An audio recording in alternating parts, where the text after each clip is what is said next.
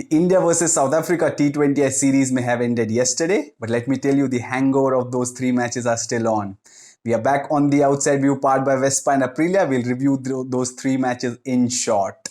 But before that, let's take a look at the SXR 160.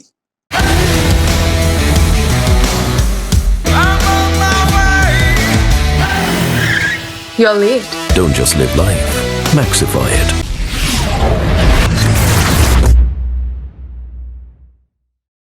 Alright, let's get right into it. 5 points. The first one, the chase sequence continues. 3 T20Is, the captains winning the toss on each occasion chose to chase, won the match. So what does it tell? I don't know what the track at Ekana International Stadium was, but we saw the ODIs 5 games, chasing teams winning. The trend continued in T20Is. Remember, India lost the tosses in the first 2 games, lost the games. The final match, the toss went in Smriti Mandhana's favor. The match, of course, went in Smriti Mandhana's favor as well. So 2-1 was the series result. Right, the next point, RADHA'S run. It's almost like Run Lola Run or whatever series you can talk about, because Radha Yadav, remember, is going through a purple patch as far as the T20Is are concerned.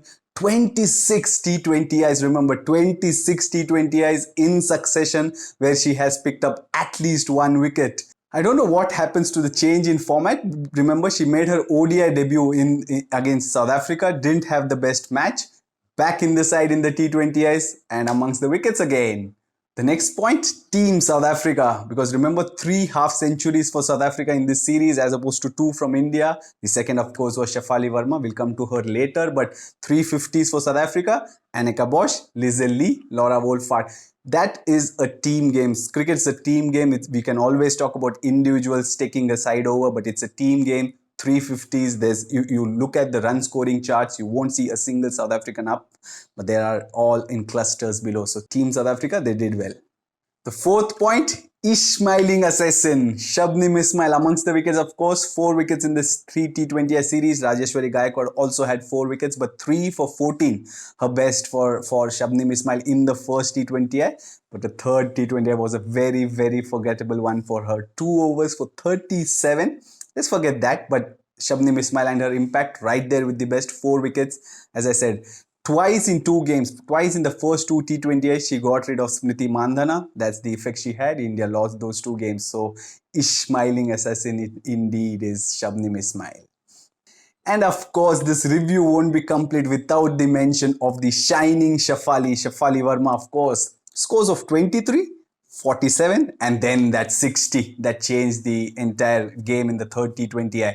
The number 1 ranked T20I batter in the ICC chart, Shafali Verma, took her time to get into the groove. Remember, she last played in the World Cup in 2020, the final, and then was this series as far as international stage is concerned. Took time to warm herself up.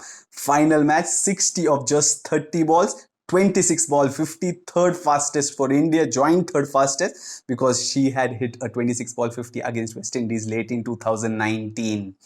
So these were some of the points from the T20Is that we witnessed, which India of course lost, but lots of positives to take from for as far as the hosts are concerned. Right then, let's move on and let's look at the milestones that were achieved throughout this South Africa tour of India, the ODIs. Remember, 5 ODIs, 3 T20Is. Let's look at the milestones. Right, first, Mithali Raj in ODI. She is a giant of ODI cricket and she completed 10,000 runs in international cricket across formats, remember, and she is the second woman to do so after Charlotte Edwards. And also, she completed 7,000 ODI runs, the first woman to achieve the feat. The next is not even 6,000 ODI runs. So Mithali Raj achieved these couple of feats in the ODIs. Right, the second is Shabnim Ismail, yet again 150 ODI wickets for the South African speedster, the first South African to do so, 7th overall in the world, 5th pacer to do so. In the second ODI, she achieved this feat. Next up, South Africa's Marizanne Kaap, who completed 2,000 runs in ODIs, only the 6th South African to do so.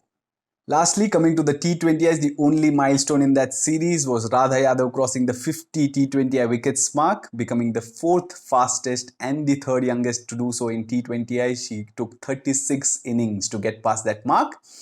Right then, that's the short review of the 3 T20I series from this edition of The Outside View, powered by Vespa and Aprilia.